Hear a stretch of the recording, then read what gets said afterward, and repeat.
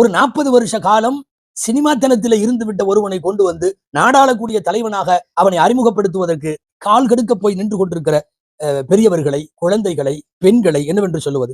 ரசிகர்கள் என்கிற மனோநிலையை தாண்டி வெறியர்கள் என்று போய் விடுகிறார்கள்.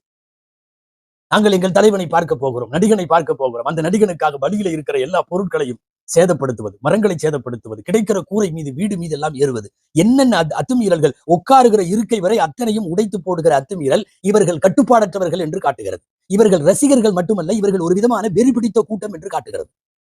அந்த நடவடிக்கைகளில் அதுதானே தெரிய வருகிறது. அதாவது அறிவுள்ளவன் யோசிப்பான் அல்லவா? ஒரு நடிகன் சொந்த வாழ்க்கையில எல்லாம் அவர்கள் சரியில்லாதவர்கள் என்பது ஊர் உலகத்துக்கே தெரியும். கட் அவுட் வைப்பதும், அதற்காக ஏறி நிற்பதும், அவருடைய முதல் ஷோவுக்கு டிக்கெட் வாங்க தவம் கிடப்பதும், கட் அவுட்டுகளுக்கு பாலாபிஷேகம் செய்வதும் வடிகட்டிய முட்டாள்தனம் என்று சொல்லியா தெரிய வேண்டும்?